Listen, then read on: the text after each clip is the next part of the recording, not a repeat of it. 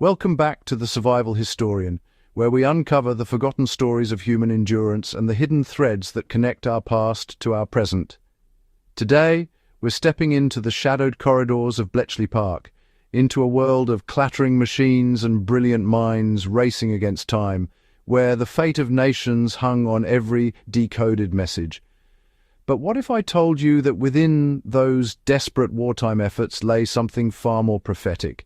What if the very fabric of today's artificial intelligence was woven into the computational thinking forged in the crucible of World War II?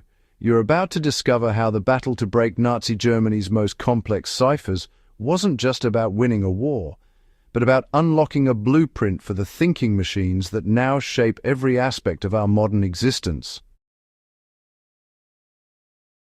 The iron logic of wartime necessity.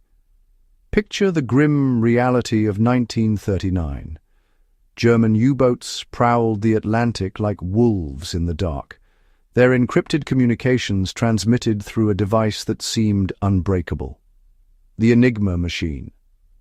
This electromechanical cipher device, with its rotating wheels and plug-board connections, could scramble messages into billions of possible configurations. Each day brought new settings, new keys, new impossibilities. The survival of Britain itself depended on cracking these codes, on intercepting the convoy coordinates and battle plans hidden within streams of seemingly random letters.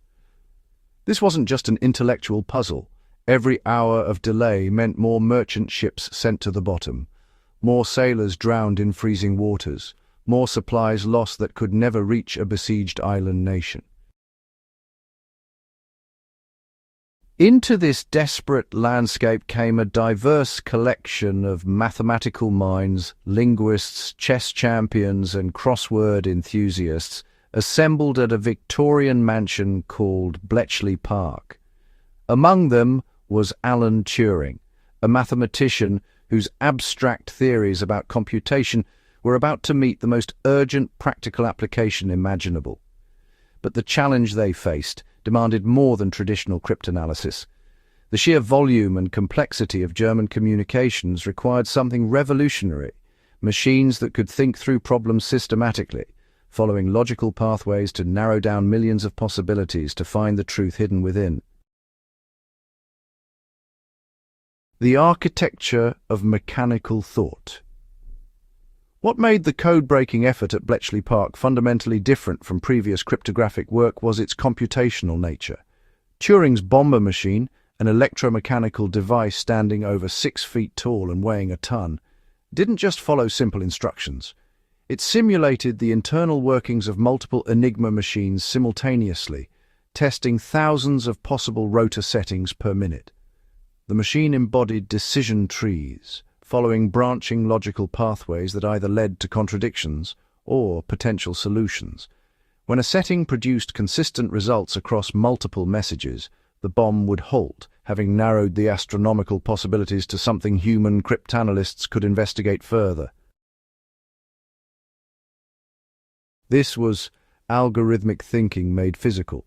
The bomb implemented what we now recognize as automated logical deduction, using mechanical relays to perform the same kind of iterative processing that modern computers execute millions of times faster. But even more sophisticated was Colossus, the machine developed to crack the Lorenz cipher used for the highest-level German communications. Colossus was programmable, using Boolean logic and electronic switches to perform statistical analysis on encrypted teleprinter messages. It could count patterns, compare frequencies, and adjust its own searching strategies based on intermediate results. This was pattern recognition at an industrial scale, driven by the same fundamental principles that would later power neural networks and machine learning algorithms. The seeds of silicon consciousness.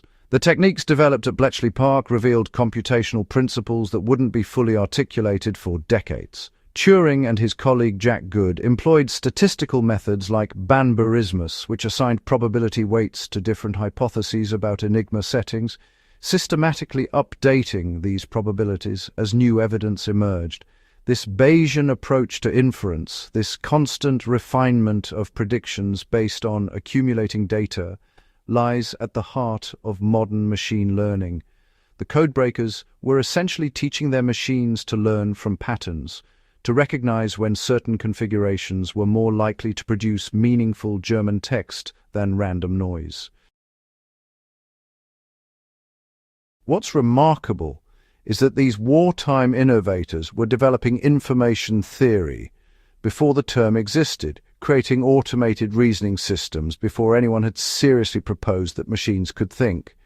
The very concept of treating information as something quantifiable, something that could be processed through systematic rules to extract meaning from apparent chaos, emerged from the desperate need to read enemy minds through their encrypted communications. The survival imperative of total war forced intellectual breakthroughs that would have taken decades to develop in peacetime academic settings. These weren't abstract theoretical exercises. They were tools forged in fire, where the difference between success and failure was measured in lives lost or saved. From Bletchley to the digital revolution. When the war ended, the work at Bletchley Park vanished behind official secrecy, classified for decades.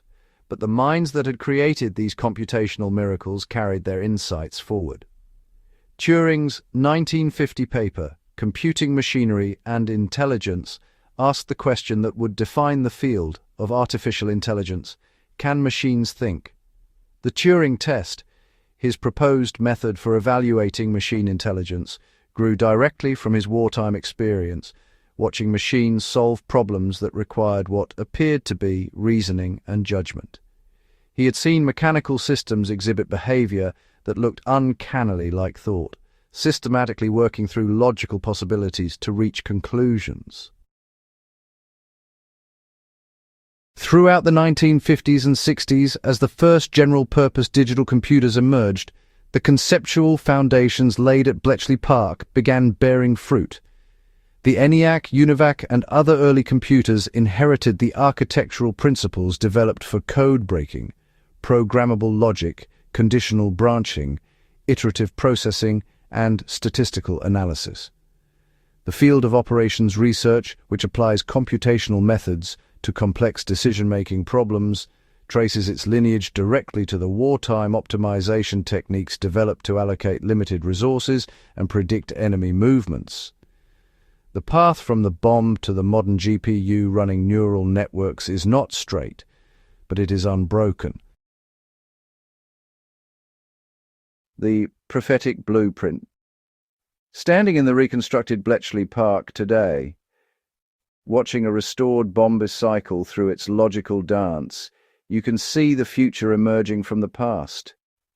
Those wartime cryptanalysts, working with vacuum tubes and mechanical relays, with paper and pencil and statistical tables, were pioneering the fundamental concepts that would enable machines to recognize faces, translate languages, drive cars, and engage in conversations indistinguishable from human dialogue.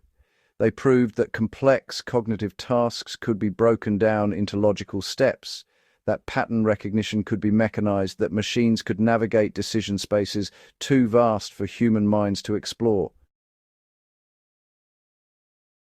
The artificial intelligence that now permeates our world, from the algorithms curating our social media feeds to the systems diagnosing diseases and optimizing supply chains, rests on the computational foundations forged in that desperate race to survive World War II.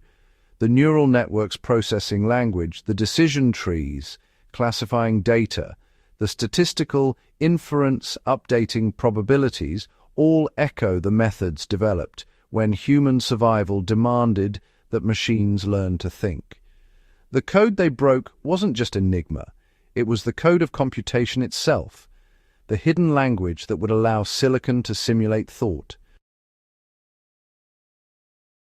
As AI continues its exponential advance, reshaping every dimension of human existence, we should remember where these capabilities originated, not in Silicon Valley boardrooms or university laboratories, but in a desperate wartime struggle where brilliant minds, racing against time and death, discovered how to make machines reason.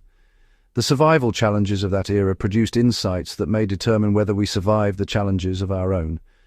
What other hidden parallels might exist between historical crises and our accelerating technological future? What other survival necessities might be forcing breakthroughs we won't recognize as prophetic until decades have passed? If this deep dive into the hidden connections between history and technology resonated with you, hit that like button and subscribe to The Survival Historian. Share this with anyone fascinated by how the desperate struggles of the past illuminate the path we're walking into the future, because understanding where our technology came from isn't just academic curiosity, it's essential knowledge for surviving where that technology is taking us. Until next time, stay curious, stay resilient, and never forget that today's survival tools were forged in yesterday's fires.